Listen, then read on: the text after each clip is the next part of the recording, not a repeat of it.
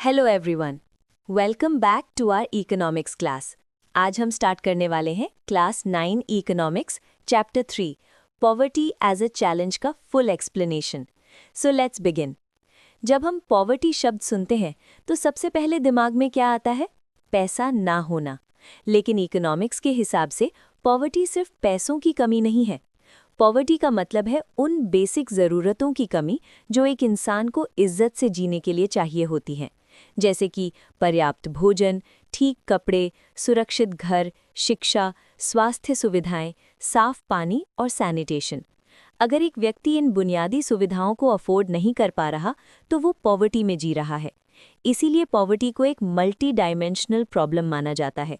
ये इकोनॉमिक भी है और सोशल भी। इंडिया जैसे डेवलपिंग कंट्री में पॉवर्टी एक मेजर चैलेंज है। ऐसा नहीं है कि देश में डेवलपमेंट नहीं हो रहा, लेकिन डेवलपमेंट सब तक बराबर नहीं पहुंच रहा। इसी वजह से पॉवर्टी को समझना और उससे दूर करना बहुत ज़रूरी है। अब एनसीईआरटी इस चैप्टर में पॉवर्टी को समझाने के लिए दो टिपिकल केसेस देती है, एक रूरल एरिया का और एक अर्बन एरिया का। इन स्टोरीज के थ्रू हमें रियल पिक्चर मिलती है कि पॉवर्टी ग्राउंड लेवल पर कैसी दिखती है। सबसे पहले बात करते हैं रूरल केस की, जिसमें लाखा सिंह का एग्जाम्पल दिया गया है। लाखा सिंह एक छोटा किसान है जो गांव में रहता है। उसके पास बहुत छोटी सी ज़मीन है। उसकी खेती ज़्यादातर बारिश पर डिपेंड करती है, क्योंकि इरिगेशन फैसिलिटीज़ ठीक से अवेलेबल नहीं है। अगर बारिश सही हो जाए तो फसल ठीक निकल आती है, लेकिन अगर बारिश कम हो जाए या ज़्यादा हो जाए तो फसल खराब हो सकती है। इसका सीधा असर उसकी इनकम पर पड़ता है। लाखा सिंह की इनकम स्टेबल नहीं है, कभी पैसे मिलते हैं कभी नहीं। जब फसल खराब होती है तो उसे कर्ज लेना पड़ता है। कर्ज के साथ ब्याज का बोझ बढ़ता जाता है। ऐसे में परिवार का खर्चा चलाना मुश्किल हो जाता है। ये सिचुएशन रूरल पॉवर्टी को रिफ्लेक्ट करती है।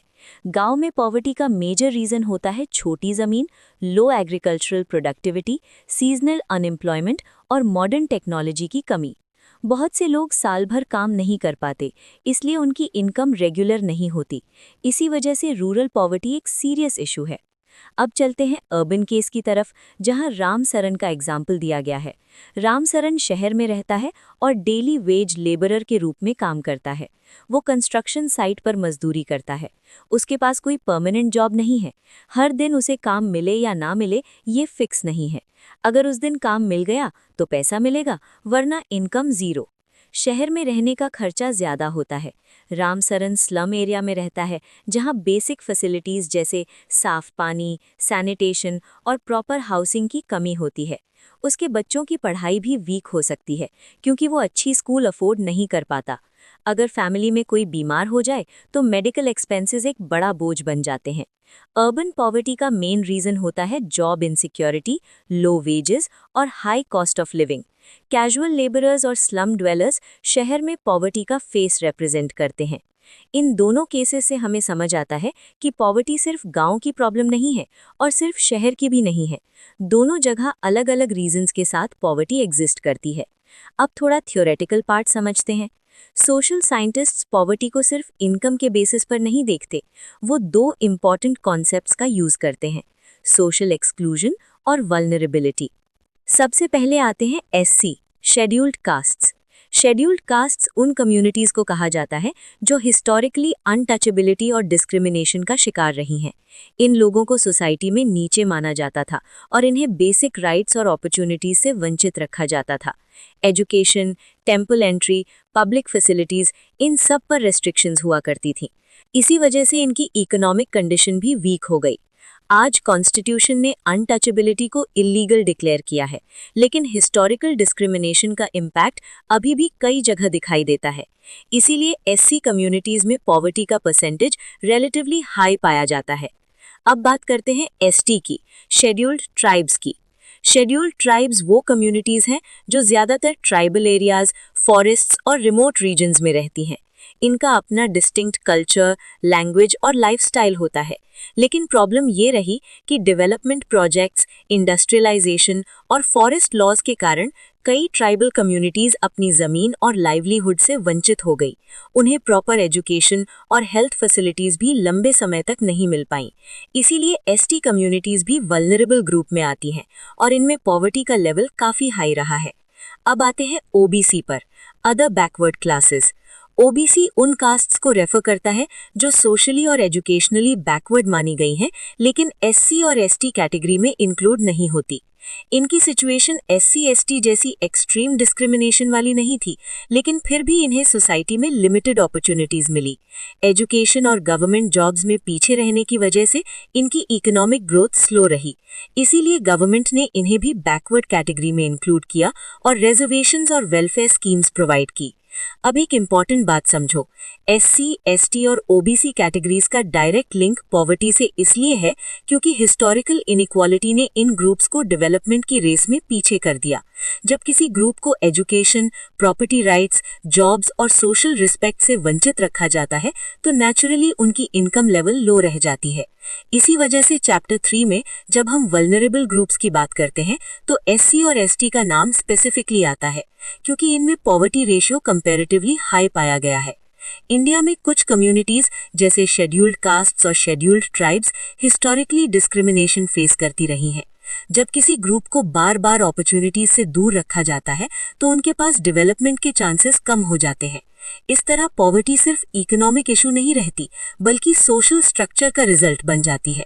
सोशल एक्सक्लूजन पॉवर्टी को और गहरा बना देता है क्योंकि अफेक्टेड लोग सिस्टम के अंदर होते हुए भी सिस्टम का फायदा नहीं उठा पाते। दूसरा कॉन्सेप्ट है वल्नरेबिलिटी। वल्नरेबिलिटी का मतलब है पॉवर्टी में गिरने का ज्यादा रिस्क। कुछ लोग ऑलरेडी इकोनॉमिक टर्म्स में वीक पोजीशन में होते हैं। अगर उन्हें जॉब लॉस हो जाए, कोई सीरियस इलनेस हो जाए या नेचुरल डिजास्टर आ जाए तो वो तुरंत पॉवर्टी लाइन के नीचे चले जाते हैं। उनके पास सेविंग्स या सिक्योरिटी नहीं होती जो उन्हें क्राइसिस से बचा सके। इसीलिए उन्हें वल्नरेबल ग्रुप्स कहा जाता है। वल्नरेबिलिटी हमें ये समझाती है कि पॉवर्टी एक स्टैटिक कंडीशन नहीं है बल्कि एक रिस्क भी है जिसमें लोग कभी भी गिर सकते हैं। अब आते हैं पॉवर्टी लाइन पर, जो एग्जाम के लिए बहुत इंपॉर्टेंट कॉन्सेप्ट है।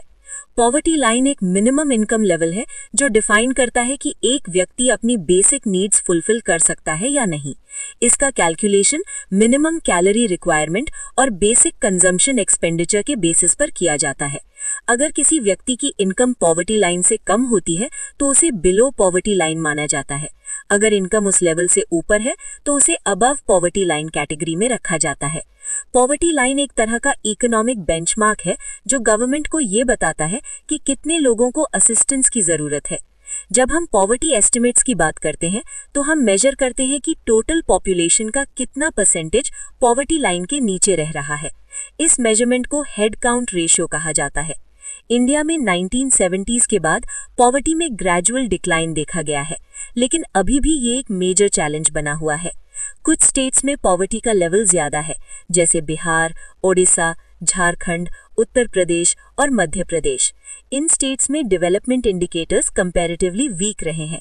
वहीं कुछ स्टेट्स जैसे केरला, पंजाब, हरियाणा और तमिलनाडु में पॉवर्टी रेशियो रिलेटिवली कम है, जहां एजुकेशन, हेल्थ और इंफ्रास्ट्रक्चर बेटर डेवलप हुआ है।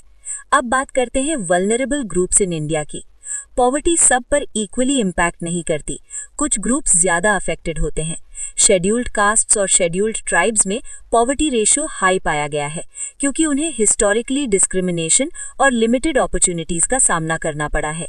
रूरल एग्रीकल्चरल लेबरर्स जो दूसरों की जमीन पर काम करते हैं, उनकी इनकम लो और अनस्टेबल होती है। अर्बन कैजुअल लेबरर्स जो डेली वेजेस पर डिपेंड करते हैं भी हाई रिस्क में रहते हैं। विमेन हेडेड हाउसहोल्ड्स भी वल्नरेबल कैटेगरी में आती हैं क्योंकि जेंडर इनइक्वालिटी और लिमिटेड अर्निंग अपॉर्चुनिटीज उनकी इकोनॉमिक कंडीशन को वीक बनाती हैं। तो ओवरऑल अगर हम पूरा चैप्टर समझें तो पॉवर्टी एक कॉम्प्लेक्स चैलेंज है जो सिर्फ इनकम से रिलेटेड नहीं है। इसका connection social structure, employment opportunities, education level और गवर्नमेंट पॉलिसीज से भी है। रूरल और अर्बन पॉवर्टी के अपने अलग पैटर्न्स हैं। सोशल एक्सक्लूजन पॉवर्टी को डीपन करता है, वल्नरेबिलिटी पॉवर्टी का रिस्क एक्सप्लेन करती है और पॉवर्टी लाइन हमें एक मेजरमेंट टूल देती है। ये चैप्टर हमें सिर्फ डेफिनेशंस नहीं सिखाता, बल्कि ये बताता है कि पॉवर्टी को समझने के लिए हमें इकोनॉमिक और सोशल दोनों एंगल से देखना पड़ेगा।